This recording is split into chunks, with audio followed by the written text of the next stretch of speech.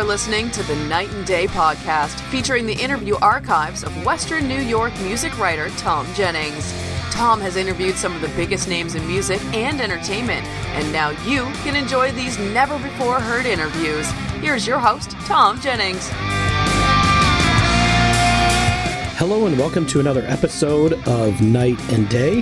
This week we're going to start what will likely wind up being a three-parter with various members of Foreigner. I've interviewed over the years Lou Gramm multiple times. We'll make that a singular episode. I had the opportunity to interview Mick Jones, which was really cool because Mick doesn't do a whole lot of interviews. I've interviewed Kelly Hansen, the current lead singer of Foreigner. Kelly, great interview, good guy. I mean, he a lot of people, of course, especially where I come from, are dedicated to Lou Gramm because Lou's a Rochester guy, and I grew up in Rochester, New York, where Lou's from. But Kelly, nonetheless, does a great job with Foreigner. I don't think it really takes away from anything that Lou's done, but obviously Lou is Lou, Kelly's Kelly. And finally, a gentleman whose interviews I'll have to dig out as well as his name's Thom Gimbel. Thom is actually the longest running member of Foreigner aside from Mick Jones. The group has, like any classic rock band from that era, has kind of switched members time and time and somehow managed to, survive and continue doing shows under a particular moniker. Anyhow, this first one, of course, so we'll put up with Mick. Mick was the guy that put Foreigner together. He's the one that discovered Lou Gramm, and between the two of them, they produced some amazing music. I think that there's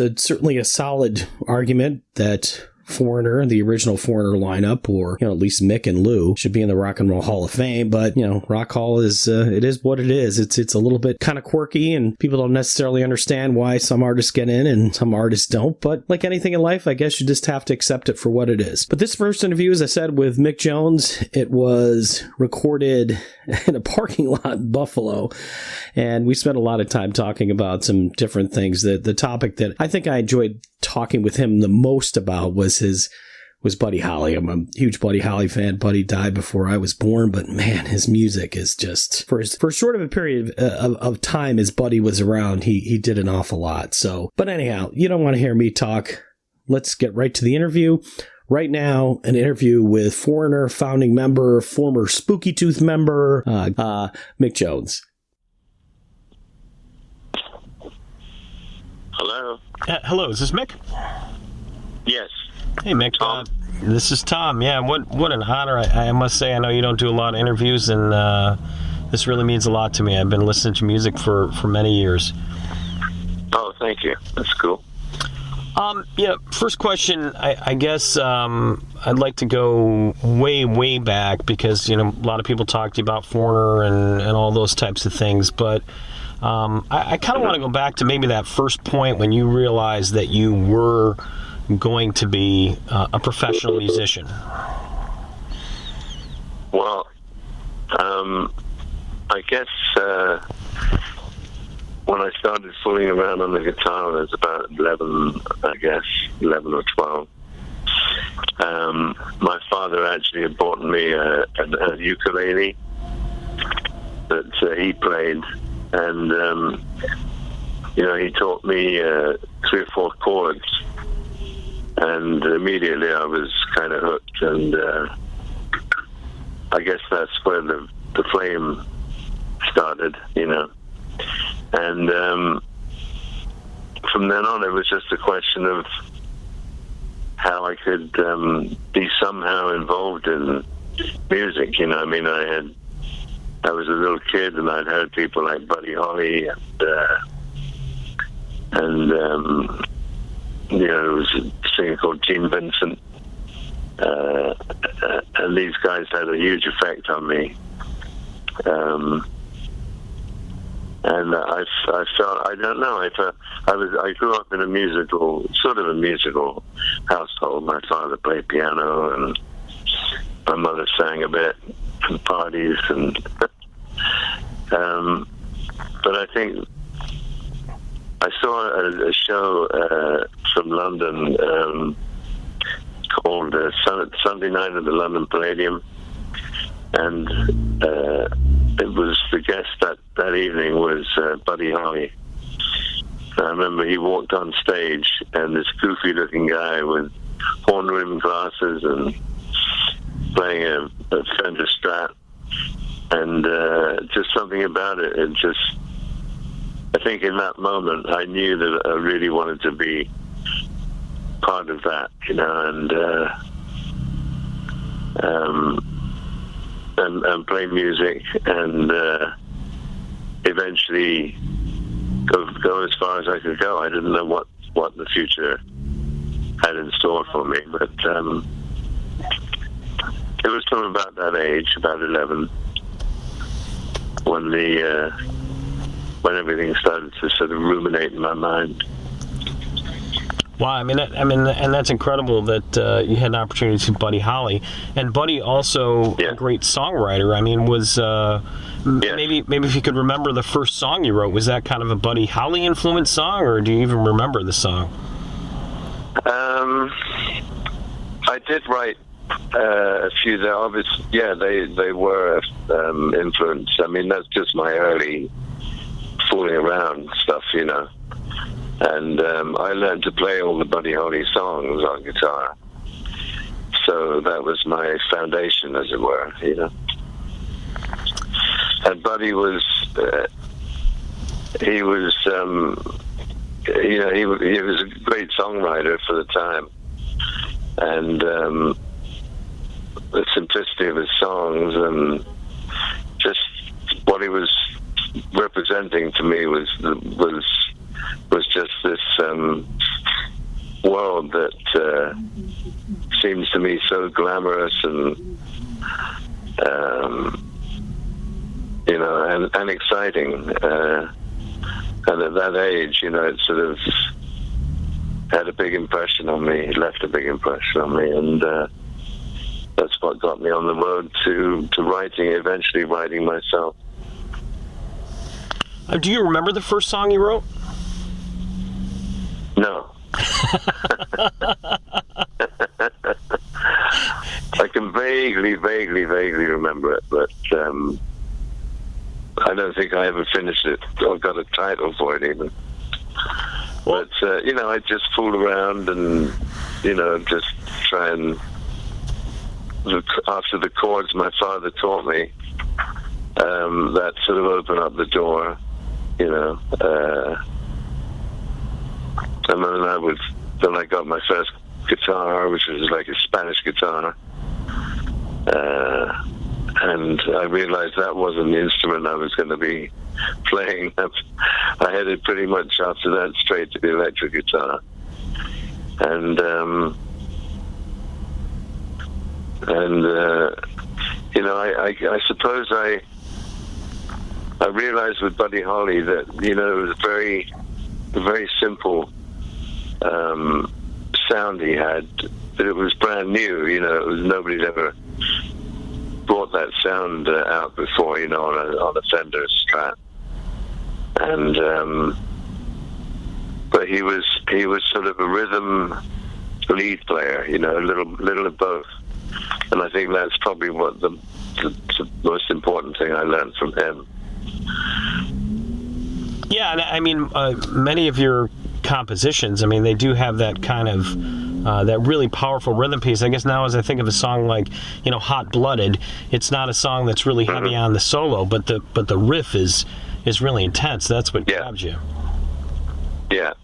That's more of where I ended up, you know. I mean, I was intent more on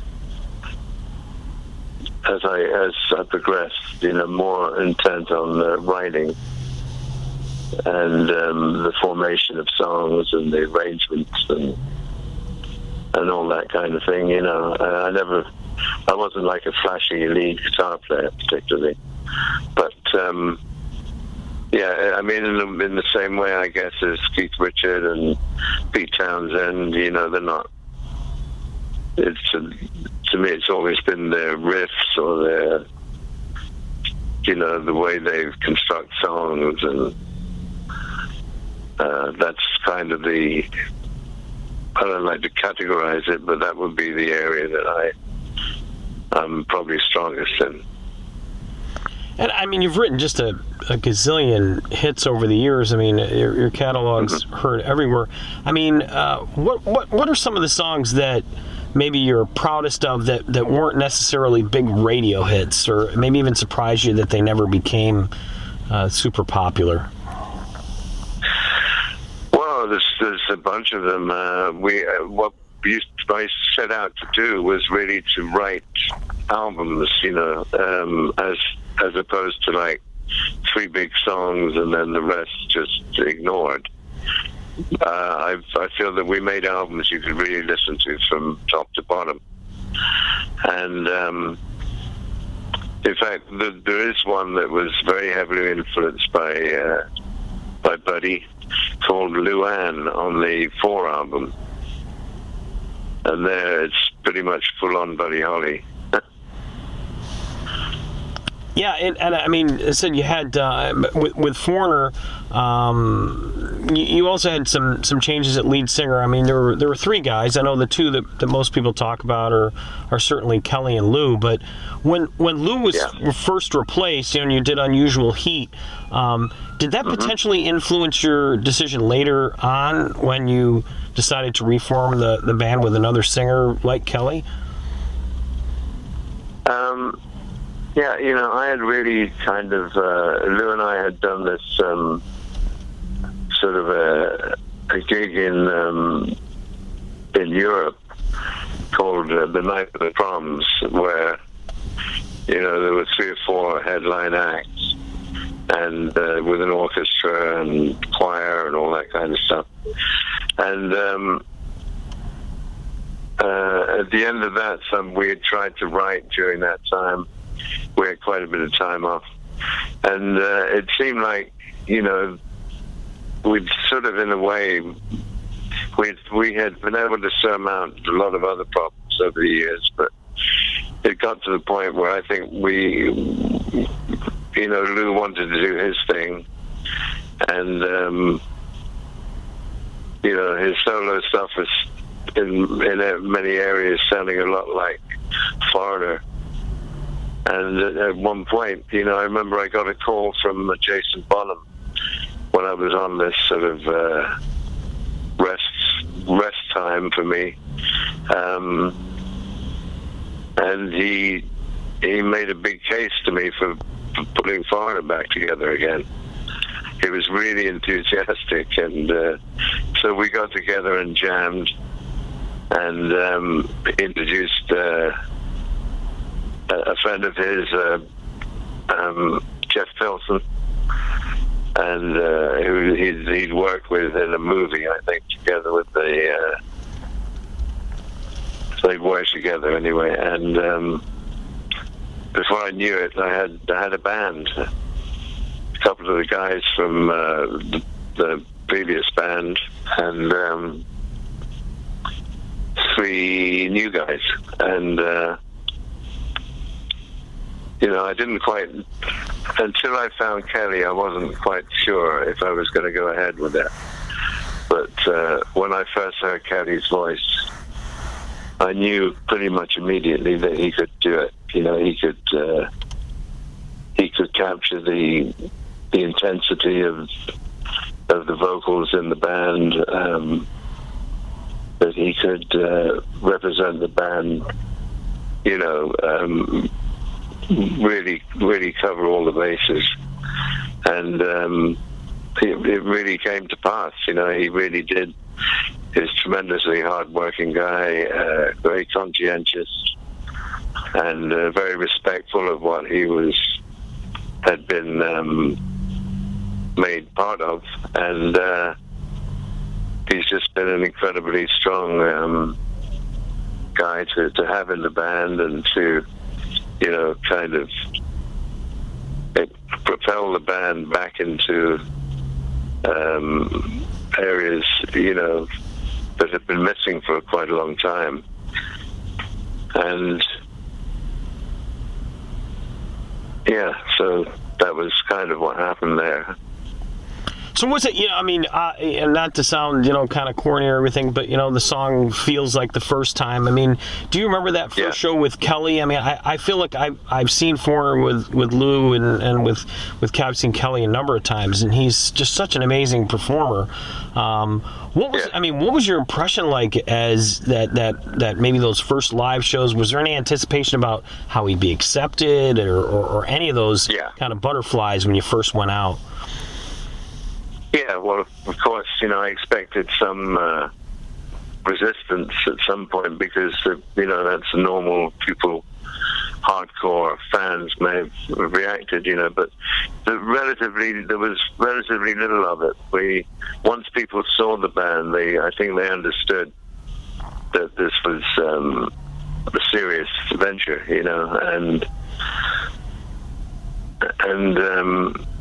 it was. I was quite prepared. I knew that it would be difficult to come back trying to fill up arenas and stuff like that without Lou. But by the same token, I was ready to, dig in and really help to propel the band back to its original prestige, which I think it had lost during the squabbles and the problems that had developed between Lou and I. I was finally playing with a band that I was having a lot of fun with, and it really sparked me again to become enthusiastic about it. But there was relatively, after a while, there were a few adverse comments about it, but I think we soon proved them wrong, and they've become, hardcore fans since then. Yeah, I mean, it's been a lot of years. I mean, Kelly's got to be coming up on the amount of time that even probably continuously he's been in the band longer than even Lou was during the first run of Foreigner. I guess, yeah, pretty much.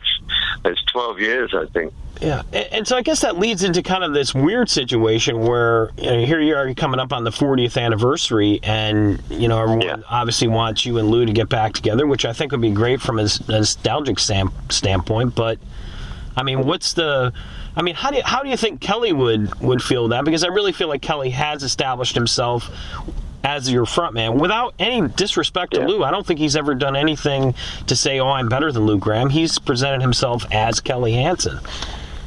Exactly. Yeah. Well, we're thinking about opportunities next year. Nothing is fixed yet, but it's going to be the 40th anniversary of the band, of the formation and release of the first album. So we're planning to try and do something special, maybe with the old members of the band and Lou, do some kind of special event. But as I say, it's not been fixed yet. I mean, in preparation for that, have you gone back? I think Kelly would be fine with it, by the way. Oh, I apologize. I should have let you say that, because I kind of get that sense, too. I've had the honor of interviewing Kelly a couple of times, and he just really strikes me as it's just a really good guy. Oh, he is, definitely.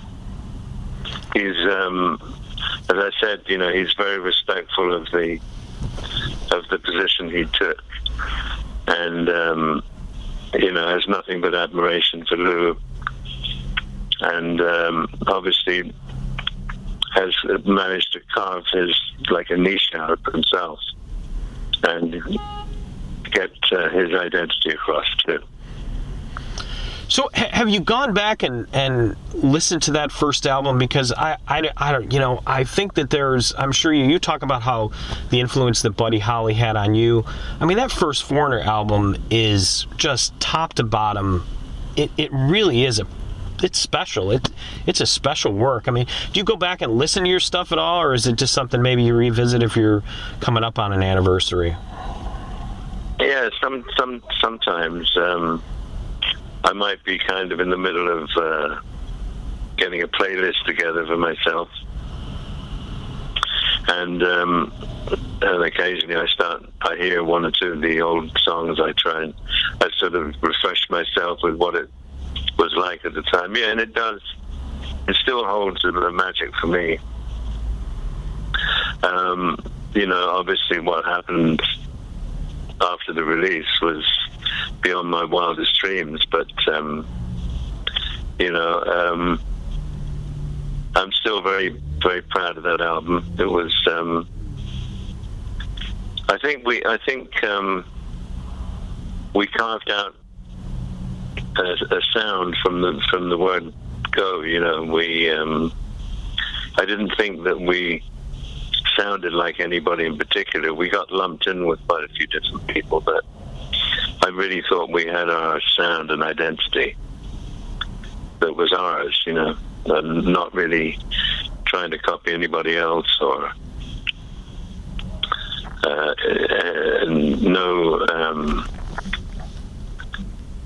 nobody that really that I felt that we were.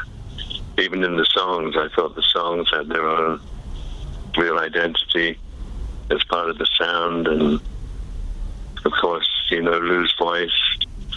I think I invested a tremendous amount of time working with Lou on the vocals, and invited him to write with me, and and we at the beginning we had a very strong bond going that way. Just gradually, I guess, life and touring and living in studios pretty much gradually wore away the magic a bit, and but I still I listen to those older songs, and it reminds me of, kind of brings me back to where I was at the time, when I was writing them, and wondering where the next Chinese meal would come from. Well, and that's interesting. it was very humble beginnings for us. People were sort of accusing us of being a band that was planned up in a executive suite at Atlantic Records or something. It was not like that at all. It was very innocently put together over the period of about a year, and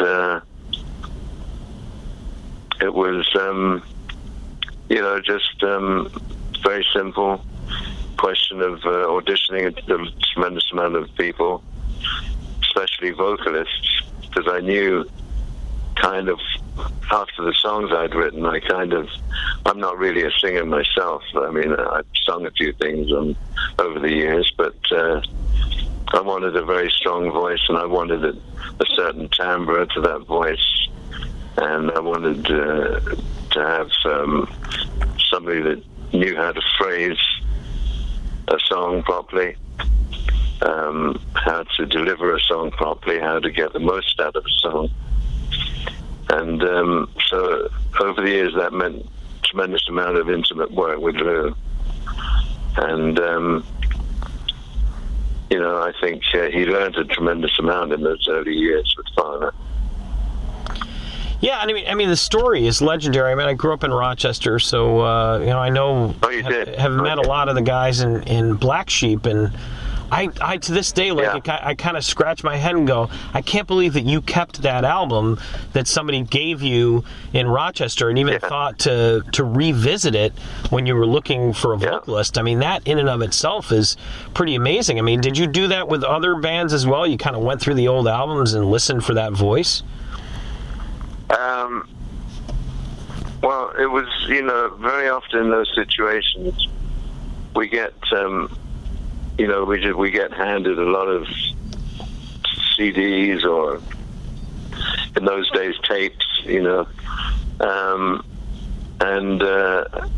I'd always found it well, gradually, increasingly, that there was a danger in doing that because, some crazy guys out there kind of wanting to somehow create some kind of a lawsuit that we heard this song and we copied this song, and that was rampant for a while around that time. Wow. But anyway, I mean, I didn't consider Lou's to be that because I knew the person that had given it to me, and and I was just sitting around sort of humming Feels Like the First Time in my head, and I took a break and just out of curiosity put this album on, the Black Sheep album, and I listened to it all the way through. The material wasn't very strong, but immediately I heard something in Lou's voice, and a couple of days later he was off the construction site and sitting in the studio in Manhattan, and that's how it all kind of came together. It's like every kid's dream come true in that story. I mean, it almost sounds like it's something that was written in a movie. Yeah. It was. I mean, it's encapsulated in the song "I'm a Long Way From Home." Really, it talks about what it was like for everybody to sort of uproot and come to live in or around New York, deal with the craziness that was New York at the time. It was not a very safe environment in the city in 1976, and so it all figured into that song. Tom, I'm just being told that I have to move on to another. Okay.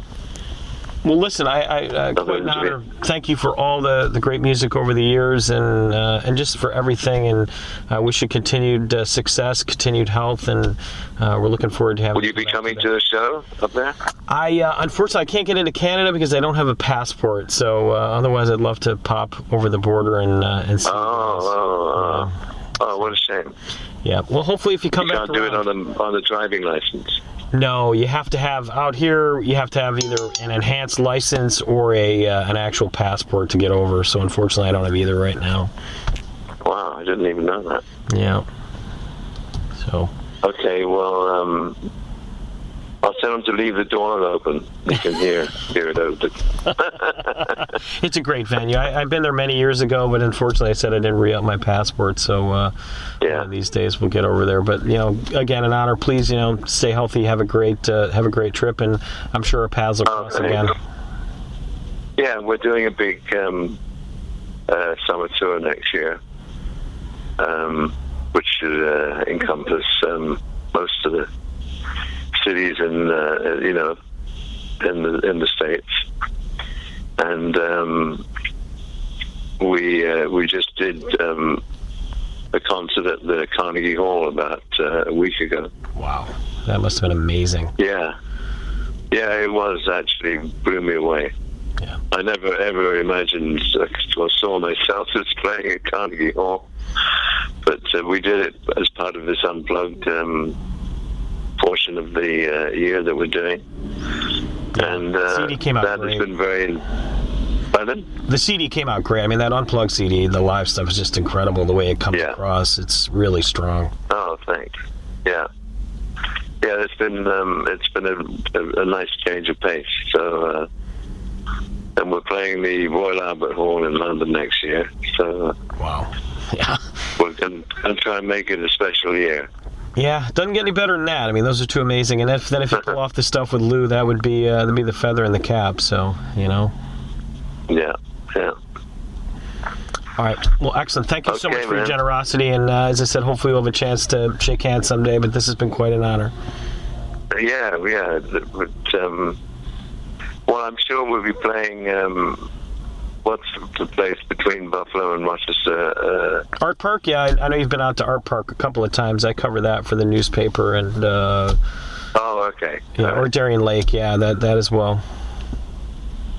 Yeah, it looks like we have we're headlining with Cheap Trick in the middle slot, and Jason Bonham is opening the show. Wow, that's great. Yeah, and Jason's back with Black Country Communion, so that's cool too. That's great. Yeah. So that should be a fun tour. Cheap Trick we've toured with over the last 40 years, I guess. Yeah. We're both 40-year-old bands this year or next year. Yeah, great stuff though. I mean, both of you. I mean, this stuff doesn't get old, and Cheap Trick is still playing great too. Yeah. Cool. Okay, man. All right, thanks so much, Mick. I'll make sure I send this off to John when it's written up, and oh, will you? Absolutely will. That'll be cool. All right, thanks so much. Look forward to it. All right, bye-bye. Thanks a lot. Bye, Tom. All right, there you have it. An interview with Mick Jones. Again, as I said, this will be a part 1 of a 3-part Foreigner series. Hopefully there's some Foreigner fans that are out there that will enjoy these interviews. And next episode we'll do the Kelly Hansen, Tom Gimbel interviews, and save for the last one. Good old Rochester native, Rochester legend, the beloved Rochester guy, Lou Graham. So until then, hopefully we'll see you at a concert. This is Thom Jennings. Please, as always, consider supporting this podcast. If you have any questions, my email address is in the show notes. And we'll see you soon. Thanks.